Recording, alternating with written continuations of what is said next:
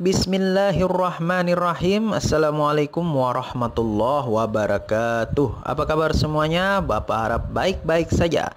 Kembali lagi bertemu di channel Bapak Guru 1988, saluran informasi dan pendidikan bagi kita semua.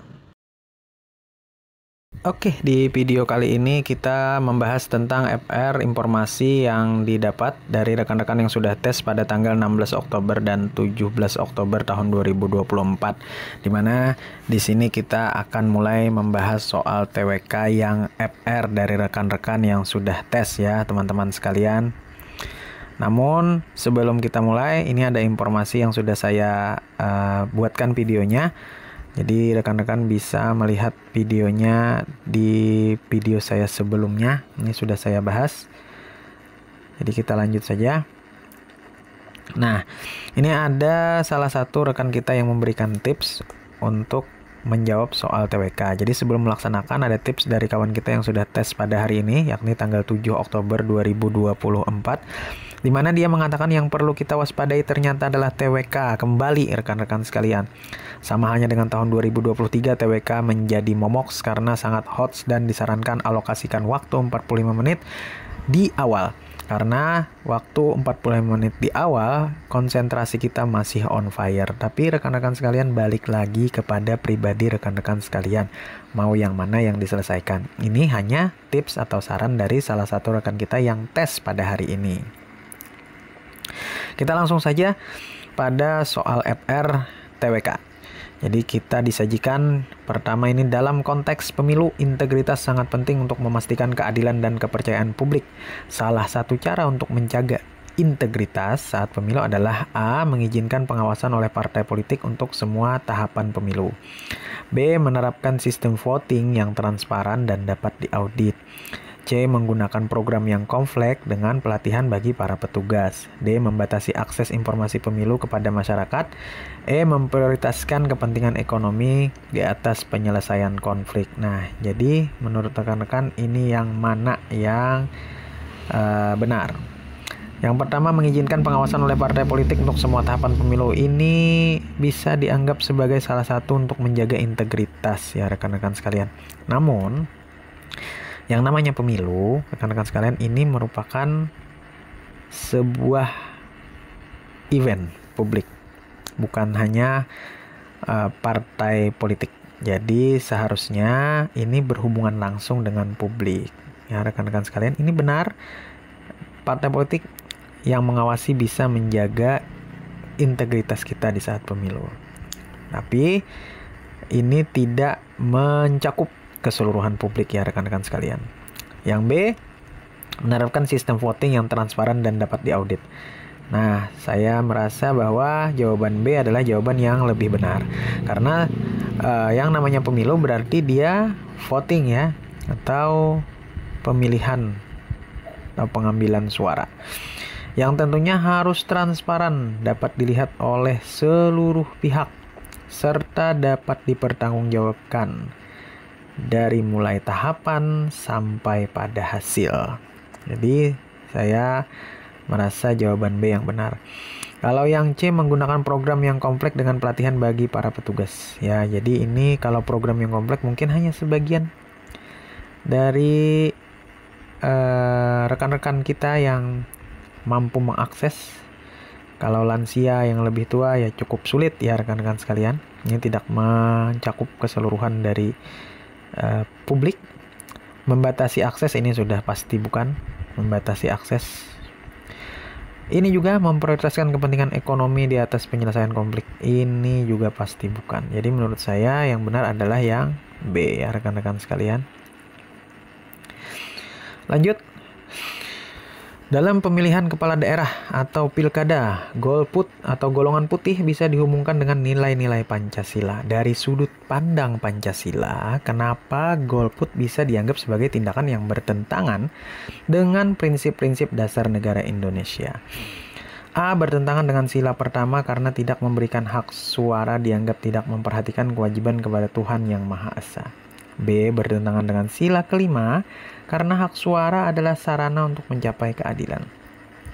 C. Bertentangan dengan sila kedua karena setiap warga negara mempunyai tanggung jawab untuk berpartisipasi dalam pembangunan negara. D. Bertentangan dengan sila ketiga karena kebinekaan yang menjunjung tinggi persatuan meskipun melalui perbedaan pendapat. Dan saat kita golput, kita tidak memanfaatkan hak suara untuk menyuarakan keberagaman pendapat. Dan yang E. Bertentangan dengan sila keempat karena tidak berpartisipasi dalam proses demokrasi. Kira-kira yang mana yang paling tepat, rekan-rekan sekalian? Kita lihat jawabannya dulu. Oke.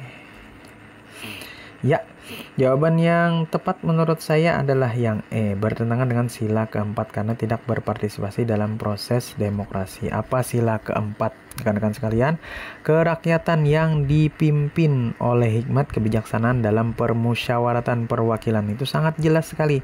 Karena di sini kita memilih kepala daerah. Ini kata kuncinya, rekan-rekan sekalian. Artinya pemimpin, ya. Kerakyatan yang dipimpin oleh hikmat kebijaksanaan dalam permusyawaratan perwakilan. Musyawarah, ya. Golput tidak ikut dalam permusyawaratan di negara kita, rekan-rekan sekalian, untuk memilih pemimpin. Jadi sangat bertentangan dengan sila keempat, rekan-rekan sekalian. Jadi harus bisa melihat kata kunci. Di sini kata kuncinya adalah pemilihan kepala daerah, artinya pemimpin, ya. Di sila berapa ada membahas tentang kepemimpinan, yakni di sila keempat, rekan-rekan sekalian. Lanjut. Soal nomor 3. Seorang konten kreator membuat konten dengan tema mandi lumpur dengan melibatkan orang tua dan lansia. Konten ini menjadi viral dan menghasilkan banyak uang bagi kreator tersebut. Namun di sisi lain, banyak pihak yang mengkritik konten tersebut karena dianggap mengeksploitasi kemanusiaan dan lansia. Manakah pernyataan yang paling tepat menggambarkan pelanggaran sila Pancasila di atas? Nah, kita lihat, rekan-rekan sekalian. Kita lihat jawabannya terlebih dahulu. Jawabannya adalah C. Kreator telah mengutamakan kepentingan ekonomi di atas nilai-nilai kemanusiaan yang adil dan beradab. Kata kuncinya di mana, rekan-rekan sekalian? Kita bahas saja langsung kata kuncinya. Nah, kita lihat di situ dia melibatkan orang tua dan lansia. Kita tahu bahwa orang tua dan lansia itu harus dihormati. Penghormatan terhadap orang tua dan lansia adalah adab, ya. Jadi adab kita terhadap orang tua dan lansia itu menunjukkan seberapa berkualitasnya kemanusiaan kita terhadap orang tua dan lansia. Jadi kata kuncinya di sini orang tua dan lansia serta ada kata kemanusiaan. Nah, yang mana kata kemanusiaan itu ada pada nilai-nilai Pancasila, kemanusiaan yang adil dan beradab. Jadi situ sudah ketahuan, ya, rekan-rekan sekalian, bahwa pelanggaran sila Pancasila yang tepat adalah yang C. Kreator telah mengutamakan kepentingan ekonomi di atas nilai-nilai kemanusiaan yang adil dan beradab, rekan-rekan sekalian. Lanjut. Soal nomor 4. Dalam sebuah rapat penting, pimpinan perusahaan menyampaikan rencana pengembangan proyek besar yang akan dimulai tahun depan. Proyek tersebut diharapkan dapat meningkatkan efisiensi operasional dan meraih pangsa pasar yang lebih luas. Seluruh peserta rapat yang terdiri dari manajer divisi mengajukan pertanyaan yang mendetail tentang langkah-langkah implementasi. Namun, pimpinan menjelaskan bahwa rincian teknis masih dalam tahap penyusunan oleh tim khusus yang baru dibentuk. Berdasarkan paragraf di atas, tentukan inti kalimat dari kalimat terakhir. Jadi dari kalimat terakhir ini, ya, rekan-rekan sekalian, ya. Dari sini ke sini. Yang A, pimpinan menjelaskan rincian teknis. B, pimpinan menjelaskan tim khusus yang baru dibentuk. C, rincian teknis masih dalam tahap penyusunan. D, tim khusus menyusun rincian teknis. E, pimpinan menyusun rincian teknis. Yang namanya inti kalimat itu bisa menjelaskan keseluruhan dari kalimat panjang yang kita cari inti kalimatnya. Di sini pimpinan menjelaskan rincian teknis. Di sini tidak ada, ya, di kalimat terakhir tidak ada pimpinan menjelaskan rincian teknisnya, tidak ada. Kemudian pimpinan menjelaskan tim khusus yang baru dibentuk. Ya, ada dia menyebutkan, tapi kita tidak tahu ya tim khusus ini dibentuk untuk apa. Tidak ada di situ, tidak ada keterangannya.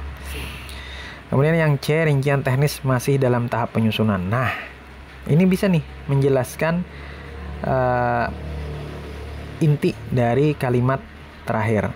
Jadi pimpinan tadi menjelaskan teknis masih dalam tahap penyusunan. Ini bisa menjawab pertanyaan dari para anggota rapat yang hadir. Kemudian D, tim khusus menyusun rincian teknis. Ini juga kurang tepat ya, karena ini tidak menggambarkan inti dari kalimat. Nah, kemudian yang terakhir, pimpinan menyusun rincian teknis. Kita tahu bahwa yang menyusun rincian teknis adalah tim khusus yang baru dibentuk ya rekan-rekan sekalian. Jadi menurut saya yang tepat adalah yang C. Di sini bisa menggambarkan kesimpulan atau inti dari kalimat terakhir. Intinya bahwa rincian teknis masih dalam tahap penyusunan, rekan-rekan sekalian. Lanjut. Nah,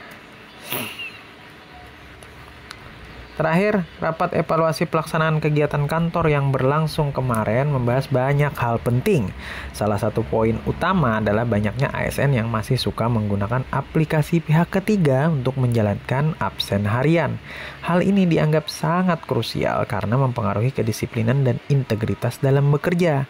Dalam konteks paragraf di atas, kata yang sama artinya dengan krusial adalah A, mendesak, B, penting, C, genting, D, darurat, atau E, signifikan. Yang mana rekan-rekan? Nah, kita bisa lihat di sini krusial ya.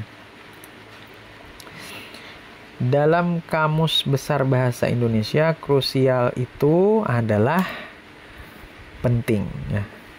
Penting. Jadi di KBBI krusial sama halnya dengan penting. Nah, di sini juga ada kalimat yang serupa. Oke.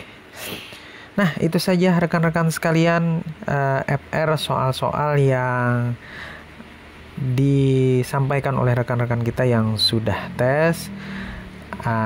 Jika ada rekan-rekan sekalian yang merasa bahwa pendapat saya kurang tepat, bisa disampaikan di kolom komentar. Oke, rekan-rekan, terima kasih sudah menonton video ini. Saya harap rekan-rekan bisa lulus untuk CPNS tahun 2024 kali ini. Salah hilap mohon maaf. Wabillahi taufiq wal hidayah. Assalamualaikum warahmatullahi wabarakatuh.